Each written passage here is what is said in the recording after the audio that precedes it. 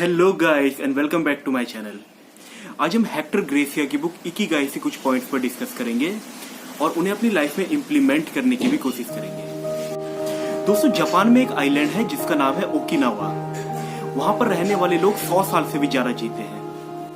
वहां पर 80 से 90 साल वाले लोग भी हर रोज उठकर खुशी से अपना काम करते हैं और मरते दम तक रिटायर होने का नाम ही नहीं लेते। यानी कि दुनिया की सबसे अच्छी लंबी और खुशहाल जिंदगी जापान के ओकिनावा शहर के रहने वाले लोग जीते हैं, क्योंकि वह एक फॉर्मूला को फॉलो करते हैं जिसका नाम है इकिगाई, यानी जीने का मकसद। जापानीज लोग मानते हैं कि आप किसी न किसी खास मकसद के लिए इस दुनिया में आए हो और वो मकसद ही आपका इकिगाई है।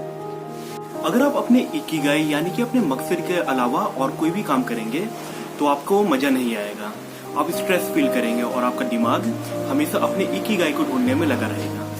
लेकिन अच्छी बात यह है कि दुनिया में कहीं पे भी रहने वाला आदमी इस जापानीज फॉर्मूले को यूज करके अपने इकिगाई यानी कि अपने मकसद को ढूंढ सकता है। जब भी आप अपने कॉलेज खत्म करके बाहर काम करने के लिए निकलते हो तो आपके सामने एक बहुत बड़ा डिसीजन रहता है कि आप क्या काम करोगे। ये डिसीजन बहुत ही इंपॉर्टेंट होता है क्योंकि अपनी लाइफ का आप ज्यादातर टाइम काम करने में ही स्पेंड करते हो। इसलिए कोई आपको कहेगा कि आप वो काम करो जिसमें आपको खुशी मिलती हो, कोई कहेगा कि आप वो काम करो जिसमें आप एक्सपर्ट हो, कोई कहेगा कि आप वो काम करो जिसमें सबसे ज्यादा पैसे मिलते हो, और कोई कहेगा कि आप वो काम करो जिसकी दुनिया को सबसे ज्यादा जरूरत हो।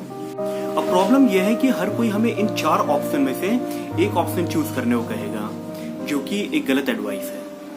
इकिगाई इन चारों पार्ट्स का कॉम्बिनेशन है और इन चारों पार्ट्स में से अगर कोई भी पार्ट मिस हो तो क्या प्रॉब्लम आ सकती है आपकी लाइफ में, वो हम इस डायग्राम से समझेंगे।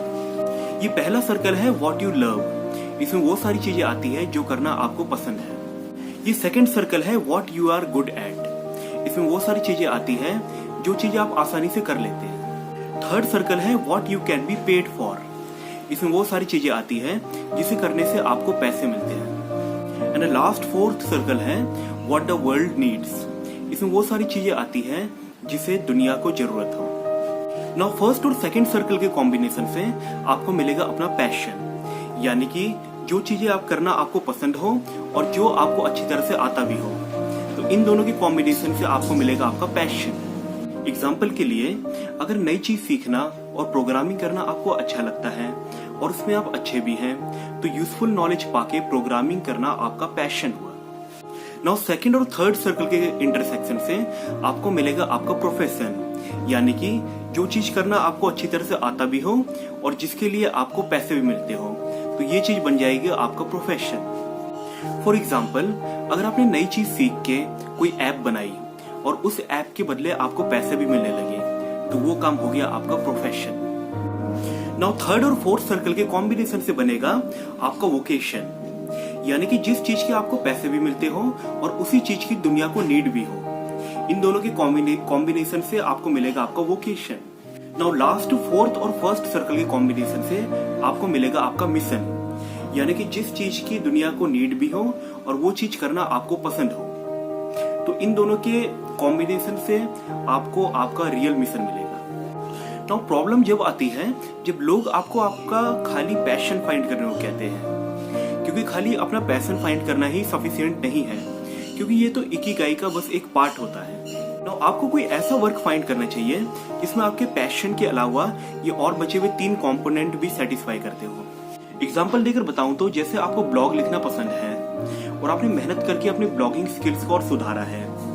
नाउ लोगों को आपकी ब्लॉग्स पढ़ के कुछ नया सीखने को मिलता है, यानी कि लोगों को आपकी ब्लॉगिंग की जरूरत है और उसके बदले में लोग आपको पैसे भी देते हैं।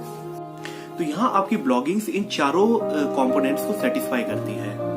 तो आपकी ब्लॉगिंग यहाँ पे आपका इकिगाई है। आपका एम होना चाहिए ऐसी चीज को फाइंड करना जो आपका पैशन, प्रोफेशन, वोकेशन और मिशन, इन चारों चीजों को सेटिस्फाई करे। तो इन चारों कंपोनेंट के बीच में आपको आपका इकिगाई मिलेगा, यानी कि वो काम जो आपको पसंद भी हो, जिसमें आप एक्सपर्ट भी हो, जिसके आपको पैसे भी मिले और जिनकी दुनिया को जरूरत भी हो।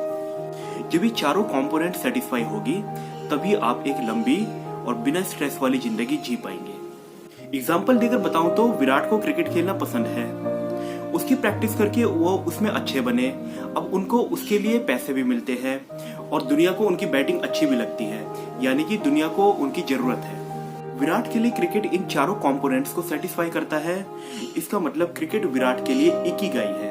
आप किसी भी पॉपुलर पर्सनैलिटी को जानते हो, उन्होंने अपना इकिगाई फाइंड कर लिया होता है, जब भी वो इतने आगे होते हैं। इकिगाई को फाइंड करना बहुत ही इंपॉर्टेंट होता है, क्योंकि उससे आप अपने काम के फ्लो स्टेट को अचीव कर सकते हो। फ्लो स्टेट मतलब कि अपने काम में इतना डूब जाना कि दूसरी कोई भी चीज मैटर ना करे। फ्लो स्टेट ही आर्टिस्ट्स, एक्सपर्ट्स और फेमस पर्सनैलिटीज का पावर होता है। अपने इकिगाई को फाइंड करके उस पर वर्क करने से ही एप्पल के फाउंडर स्टीव जॉब्स को जापान के आर्टिस्ट्स और इंजीनियर्स बहुत पसंद थे।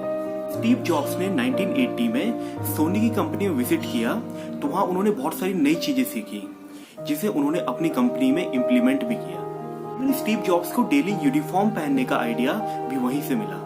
जापानीज शेफ जीरो ओनो आज 94 इयर्स के होने के बावजूद भी वर्ल्ड की फेमस सूजी डिश बनाते हैं, क्योंकि सूजी डिश बनाना उनका इकिगाई है।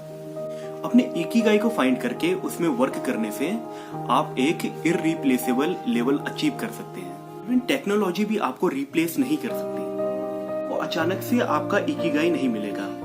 इसके लिए आपका इंट्यूशन यानी कि अंदर की आवाज और क्यूरियोसिटी आपकी हेल्प करेगी। इसके लिए आपको अलग अलग चीजें ट्राई करनी पड़ेगी और क्वेश्चन पूछ के आपको अपने आप को अच्छी तरह से जानना पड़ेगा।